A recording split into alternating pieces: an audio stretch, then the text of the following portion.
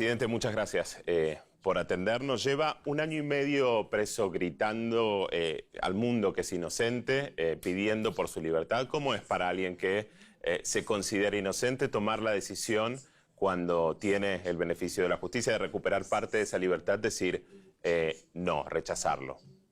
Olha, eu não recuso a minha liberdade.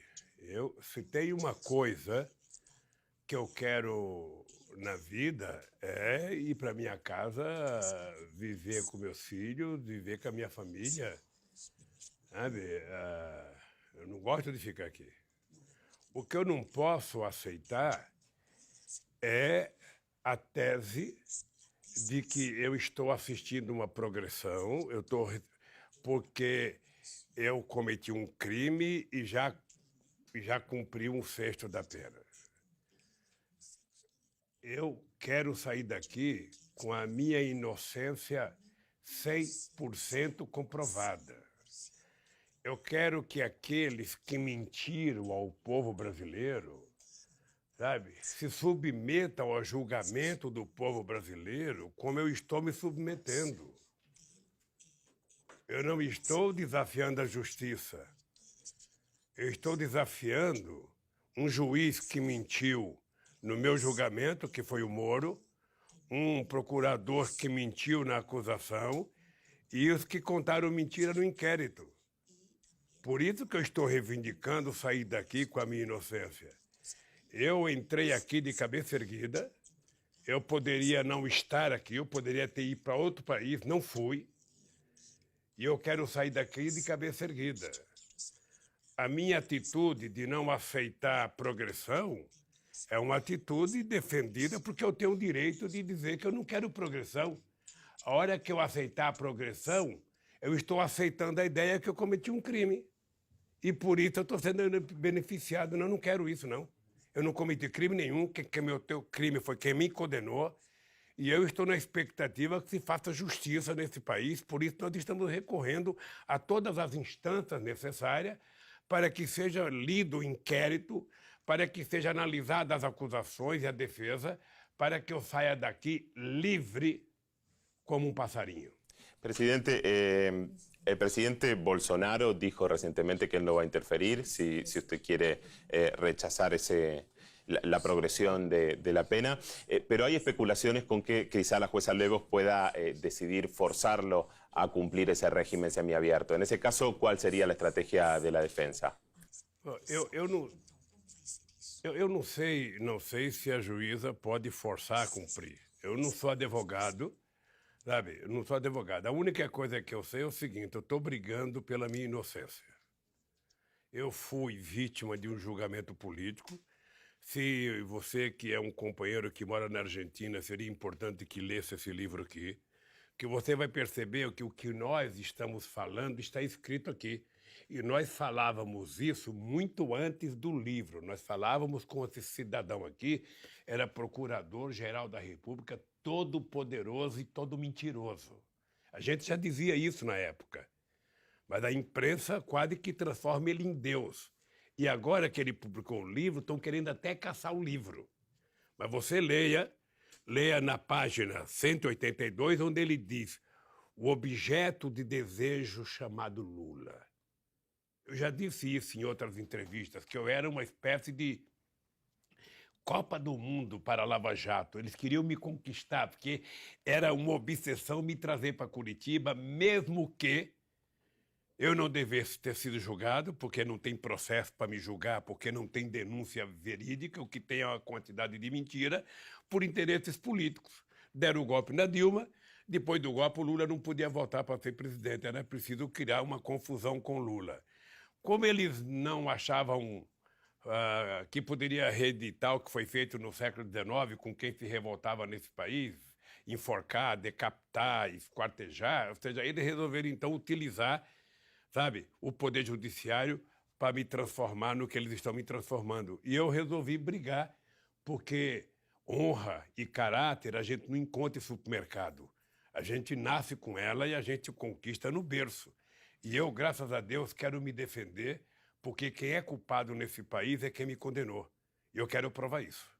Presidente, recién mencionaba golpe a la presidenta Dilma Rousseff. Así se refirió por primera vez públicamente hace poco tiempo también Michel Temer. Y él dijo algo más, dijo que si usted hubiera asumido en el gobierno de Dilma, ese golpe no hubiera sucedido. Ahora, usted no asumió como ministro porque la Corte Suprema se lo impidió en ese momento. ¿Usted todavía confía en que esse mismo tribunal recuse finalmente la investigación de Sergio Moro?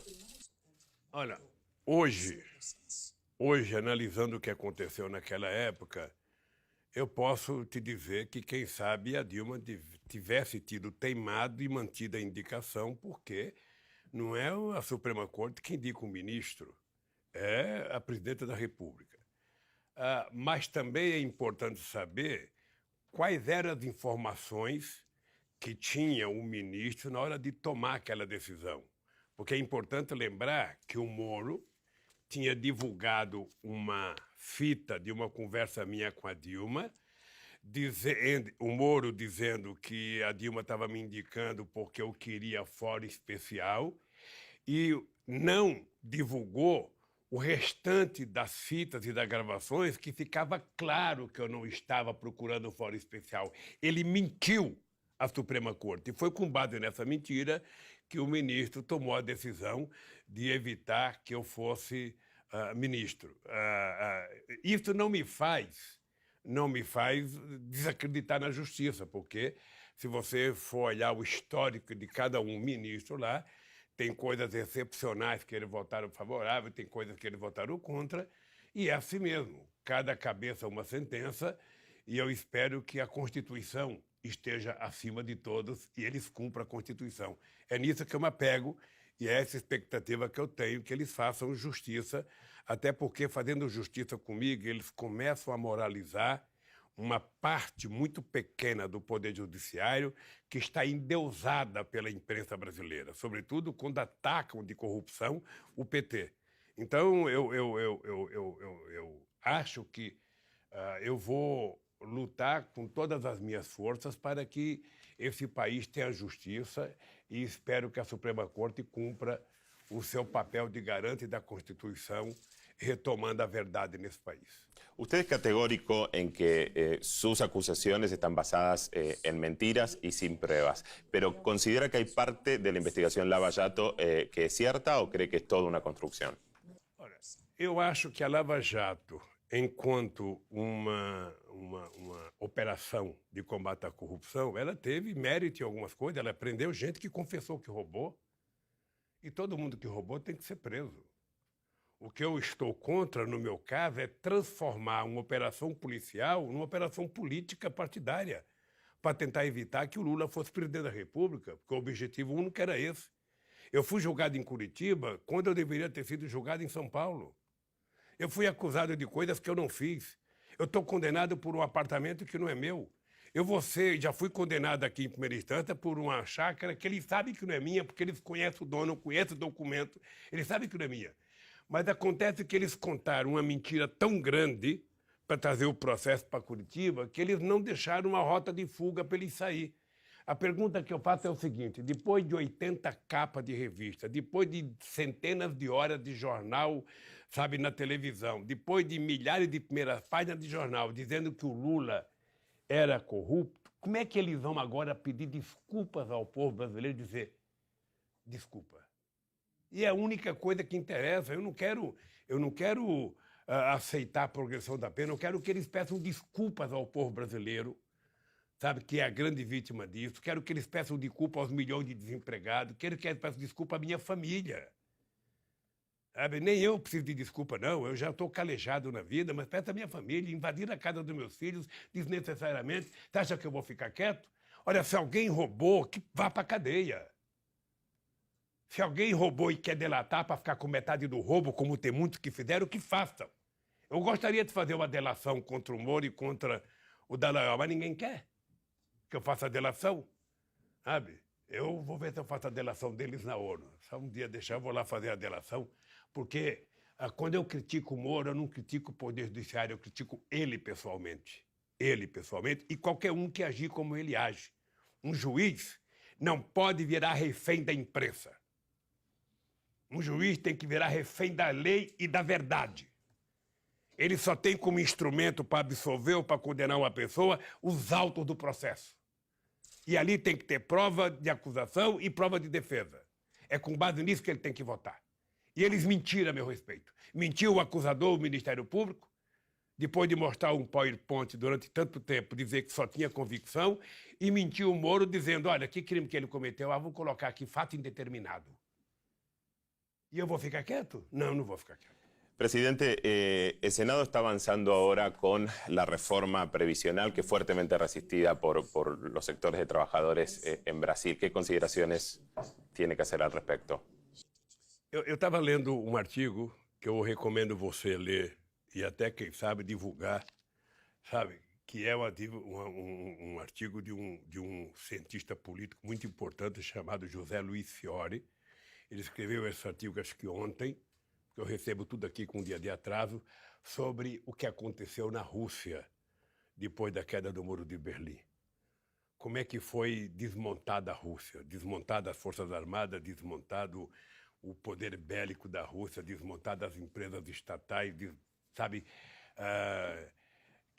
Foi vendido tudo e a Rússia teve problemas sérios. O PIB chegou a cair mais de 50%, ou seja, o desemprego foi muito alto, o salário caiu e começou a se recuperar agora. E é muito importante que as pessoas leiam um artigo desse para saber o que está acontecendo no Brasil. Esse governo, até agora, no Brasil, ele não disse o seguinte, a palavra produzir, a palavra crescimento, a palavra distribuição de renda, a palavra aumento de salário não existe. A única coisa que existe é a reforma para diminuir o déficit fiscal, porque precisa juntar 1 trilhão, não diz para que é 1 trilhão, e vender todas as empresas públicas. Esse país está se sustentando até agora pelas reservas que o PT criou de 387 bilhões de dólares.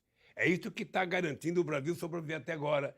Então, eles estão vendendo empresa pública, estão vendendo a Petrobras, estão vendendo o petróleo, estão vendendo o nosso pré-sal.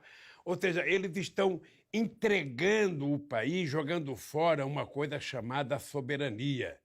E o Brasil é muito grande, o Brasil pode ser um país soberano, o Brasil pode ser um país protagonista de política internacional, sabe? E uma coisa que eu tenho orgulho é o papel que o Putin está jogando na história hoje mundial, ou seja, sabe, o mundo não pode ficar refém da política americana, da loucura do Trump, da loucura de um presidente americano que acha que pode invadir qualquer país, matar qualquer presidente, sabe? É preciso que alguém dê um basta nisso. E o Brasil pode dar um basta. O Brasil tem tamanho para isso, tem grandeza para isso, tem fronteira com 10 países na América do Sul, tem fronteira com o continente africano, porque o mar é a nossa estrada, sabe, que Deus construiu. E o Brasil não levanta a cabeça. Nós, quando presidimos o Brasil, nós tentamos mostrar que o Brasil poderia ser protagonista internacional. Então, eu defendo, na verdade, que o Brasil não seja um lambe-botas dos Estados Unidos, que o Brasil mantenha uma relação digna e soberana com os BRICS e que o Brasil volta a ser protagonista da política internacional, porque um país que tem 8,5 milhões de quilômetros quadrados, que tem 17 mil quilômetros de fronteira com a América do Sul, que tem 7.500 quilômetros de fronteira marítima, um país que tem o pré-sal, um país que tem a Amazônia, um país que tem 210 milhões de habitantes, esse país tem que ser soberano. Esse país tem que ter indústria forte. E a Petrobras não é apenas uma empresa de petróleo, é uma empresa que tem investimento extraordinário em pesquisa e tem milhões de pequenas empresas que são fornecedores. É isso que eles estão destruindo bancos públicos. Então, eu defendo que o Brasil execute um papel mais importante na política internacional. Recién mencionaba los socios de BRICS, que son los socios emergentes. ¿Qué pasó con la integración regional que se ha visto claramente retraída en los últimos tiempos? La regional con el Mercosur, la UNASUR, que ya está absolutamente desdibujada. Por otro lado, el gobierno brasileño tiene un claro alineamiento con Estados Unidos. El hijo del presidente Bolsonaro fue designado en la embajada. ¿Cómo se reconstruye la integración regional? Eu posso dizer que o melhor momento que nós vivemos na América Latina foi o momento em que governos progressistas governaram, do Chile, Lagos e Bachelet, Argentina, Cristina e Kirchner, o Uruguai, Tabaré e Pepe Mujica, a Bolívia, a Venezuela com Chávez, o Brasil. Ou seja, a gente pôde promover um estado de bem-estar social como nunca tínhamos tido no nosso continente. Fortalecemos o Mercosul, nós criamos a Unasul, nós criamos a CELAC, nós tínhamos uma reunião entre a América do Sul e África, América do Sul e países árabes. O Mercosul saiu de 10 bilhões de comércio, sabe, para quase 74 bilhões de comércio. Então, as coisas estavam crescendo de forma extraordinária. O que aconteceu? Na medida em que você tem governo de direita que volta ao poder, a gente tinha vivido isso na época do Fernando Henrique Cardoso aqui no Brasil e na época do Menem na Argentina.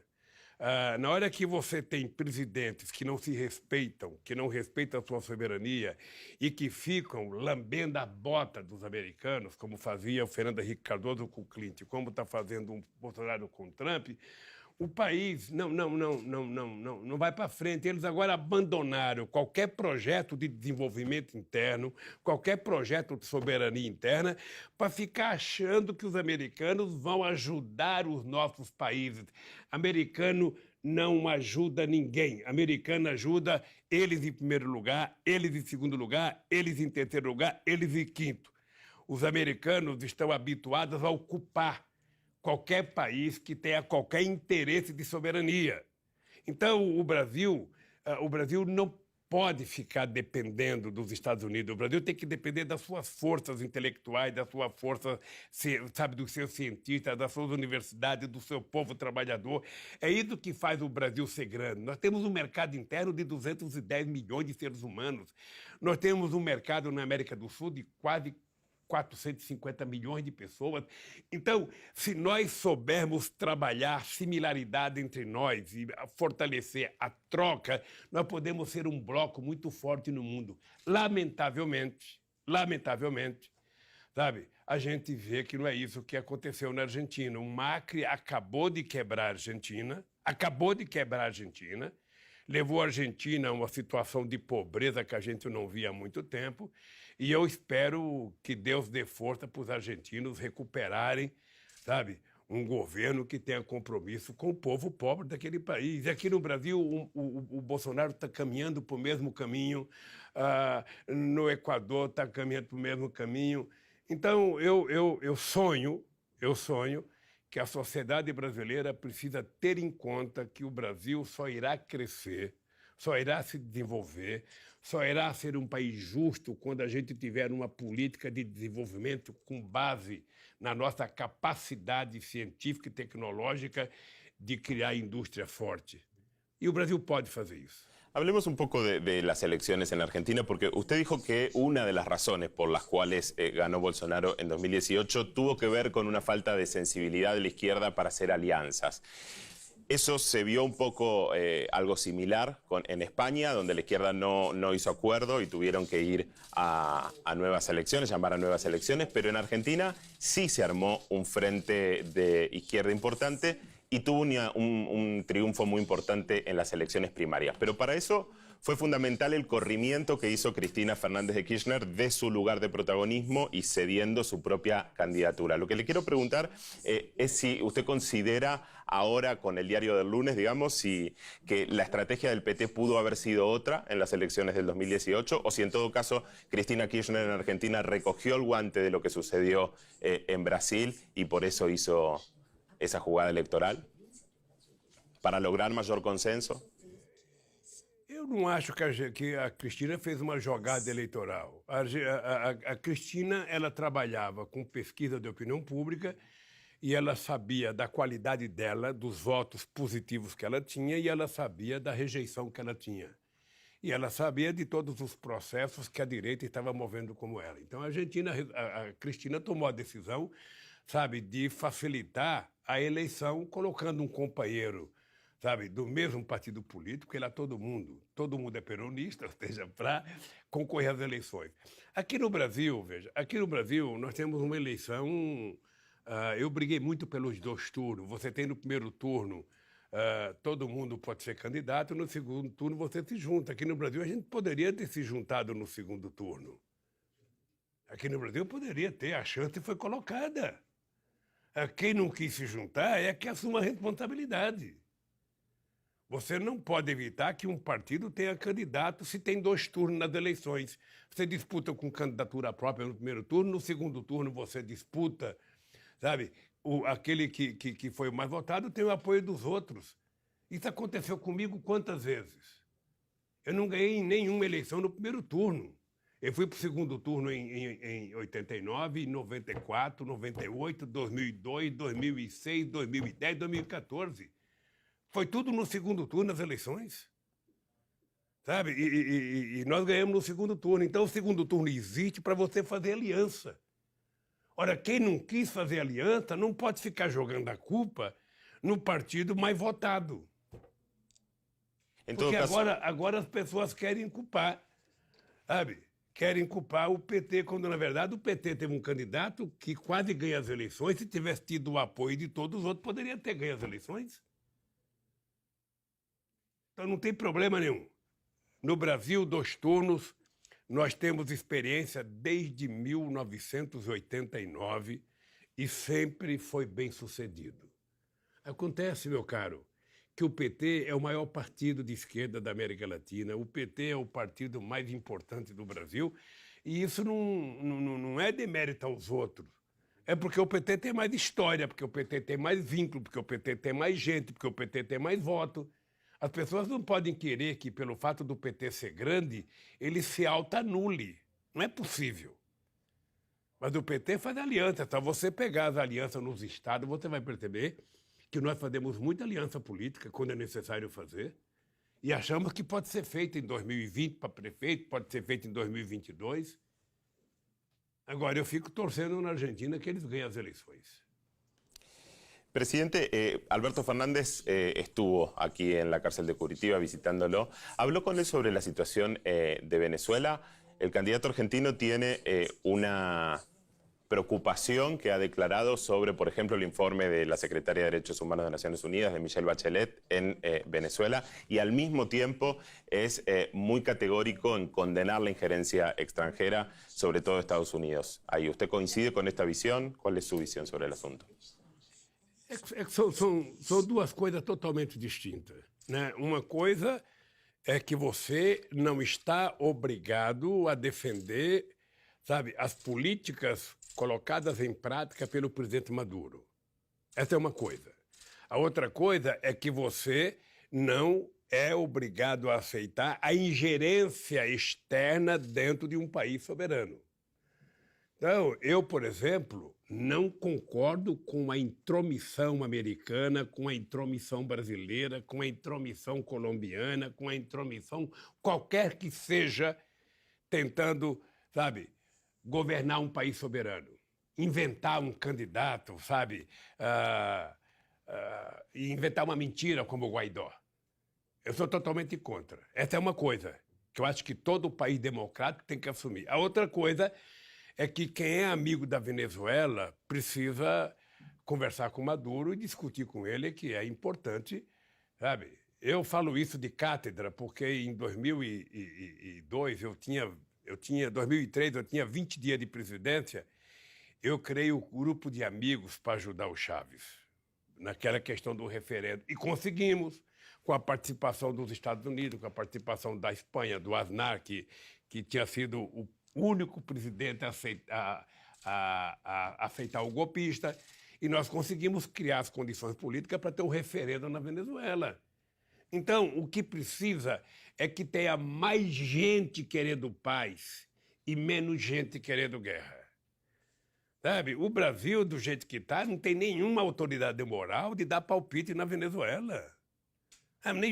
O Brasil deveria ter interesse fronteiriço com a Venezuela, porque teve um momento em que nós tínhamos um superávit com a Venezuela de quase 4 bilhões de dólares. Isso me preocupava, porque a boa política de comércio exterior é aquela política de uma estrada de 2 mãos. Você compra e você vende, você compra e você vende, para ter o equilíbrio. Então, o Brasil O Brasil, aqui na América do Sul, o Brasil tem que ser o fomentador da paz, do progresso, do desenvolvimento e da soberania. O Brasil não pode ficar tomando partido contra um ou contra outro. Le quiero preguntar por la Amazonia, porque más allá de cómo se ha gestionado la última crisis, que ha sido algo muy criticado, hay una realidad que es que los científicos dicen que se llega a esta situación luego de décadas de desinterés de la mayoría de los gobiernos del mundo. ¿Cree que tendría que pasar a ser un tema prioritario en la agenda de Brasil, teniendo en cuenta justamente la importancia que tiene la Amazonia para el mundo? ¿Haría las cosas de otra manera? ¿Le daría más importancia si estuviera en el gobierno nuevamente? Não é que se eu faria as coisas diferentes. Nós fizemos diferente. Aliás, hoje eu li uma matéria de uma entrevista da ex-ministra Marina Silva, que não está mais no PT, em que ela mostra que no nosso governo a gente diminuiu o desmatamento em mais de 83%. Tá? Se você pegar o relatório, você vai perceber que durante todos os mandatos do PT, com exceção dos 2 primeiros anos, em que a gente não tinha nada para fazer e nós tivemos que montar tudo para controlar, que a gente assumiu um compromisso e tínhamos cumprido o compromisso já de diminuir em 80% a emissão de gás de efeito estufa. Isso você pode conversar com a ex-ministra Isabela, com o ex-ministro Minco, com a ex-ministra Marina, que o Brasil servia de modelo, tanto no encontro que tivemos em Copenhague, no COP15, como no encontro de Paris. Então, a Amazônia, veja, nós temos que ter claro que a Amazônia é território brasileiro, o Brasil é soberano sobre a Amazônia, é o Brasil que decide o que fazer na Amazônia. Ponto pacífico, tá? E não se discute. O que o Brasil tem que entender é que a nossa incapacidade científica, sabe, a nossa incapacidade financeira de cuidar daquele ecossistema e daquela biodiversidade com o carinho que a humanidade precisa que a gente cuide, não prescinde da gente receber apoio. Então, é importante lembrar que o acordo do fundo criado para ajudar a Amazônia foi criado no meu governo, com a Alemanha e com a Noruega. E isso não faz com que o Brasil abra mão da sua soberania. Agora, o que eu vejo dizer é que o Bolsonaro fala de soberania de um lado e, de outro lado, manda o filho dele ser embaixador nos Estados Unidos para entregar a Amazônia para os Estados Unidos explorar. Obviamente que não está correto. Presidente, usted publicó la carta que le mandó a la mamá de Marielle Franco. Marielle Franco, como mujer negra, proveniente de una favela lesbiana, es un símbolo de la lucha por los distintos tipos de desigualdad que hay en Brasil. Su asesinato todavía no se esclareció y eso también es un símbolo de la violencia que está viviendo Brasil y que ha crecido y ha batido récords en los últimos años. ¿Cómo se resuelve el problema de la violencia?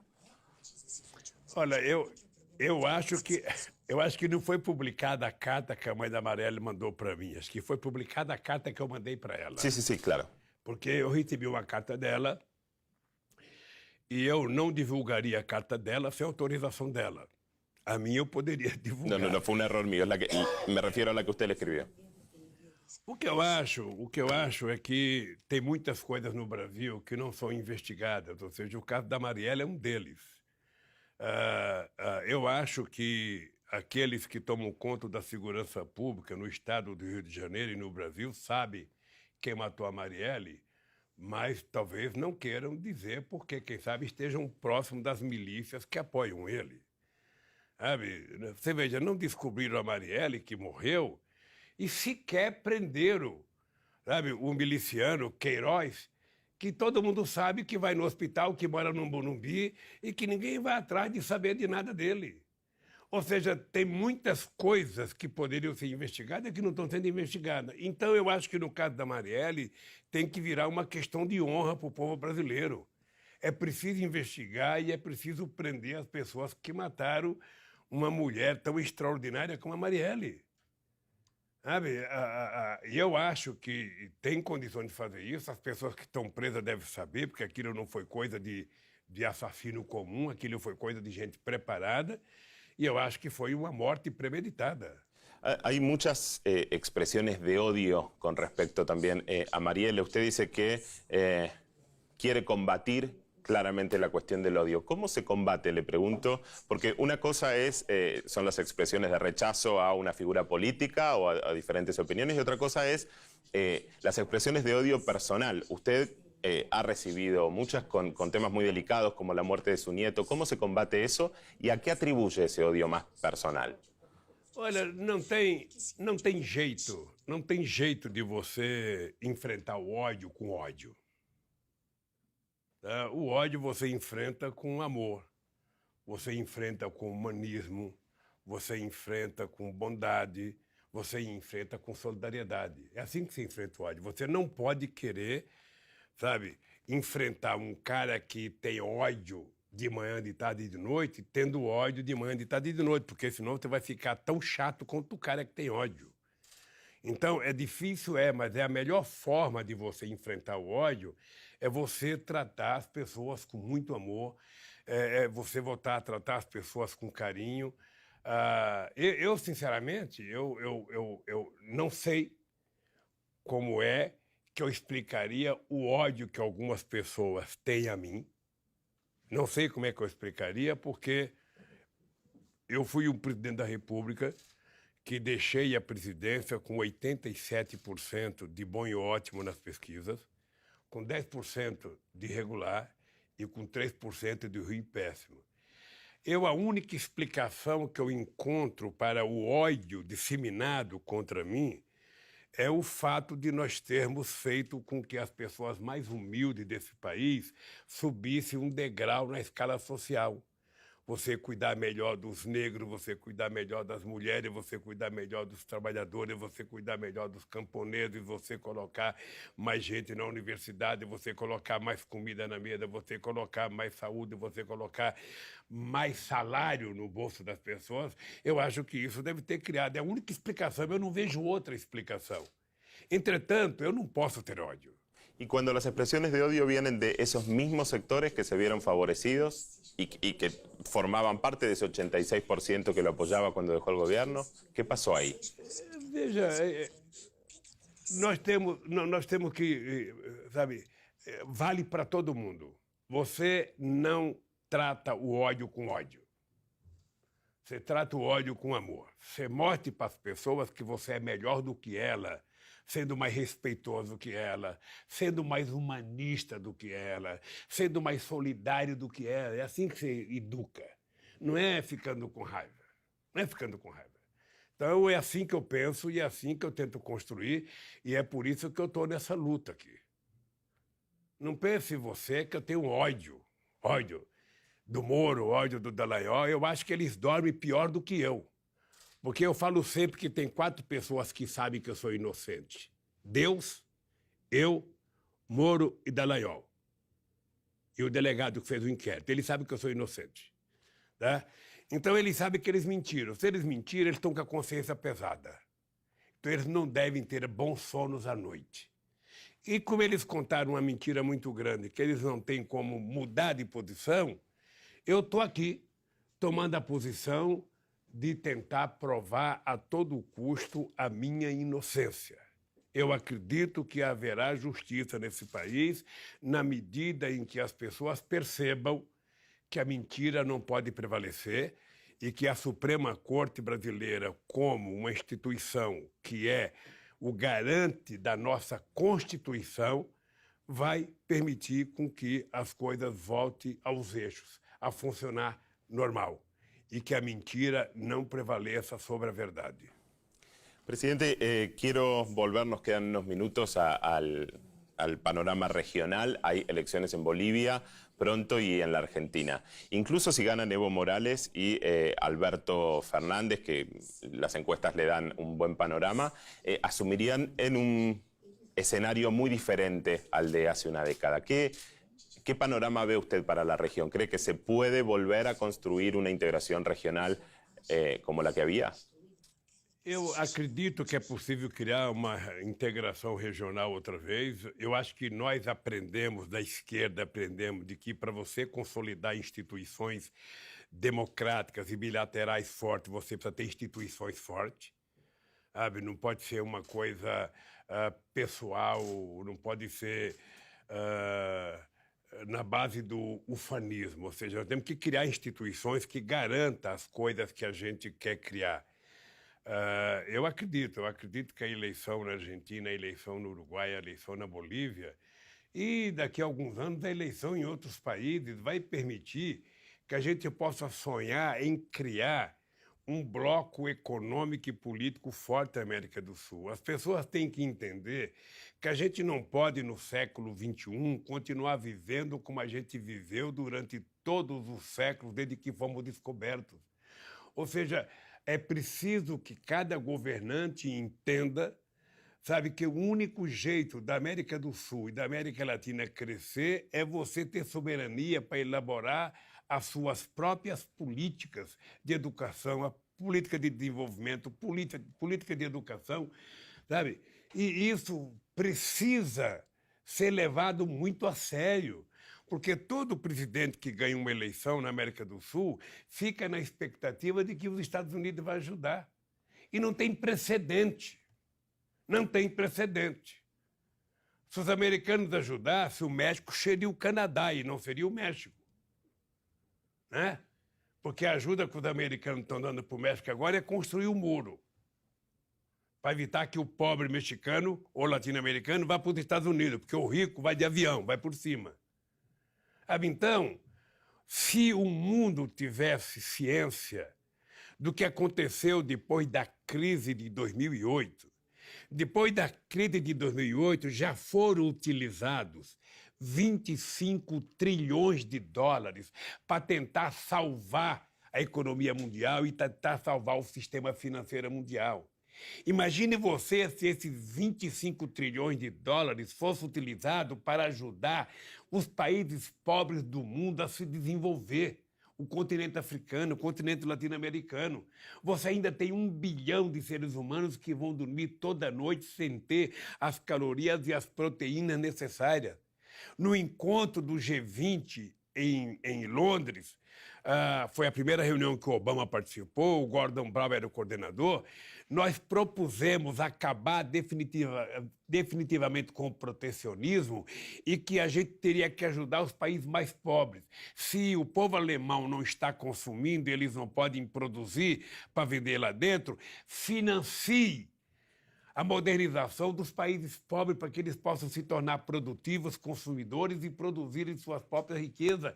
É tão simples fazer isso, por que não se faz?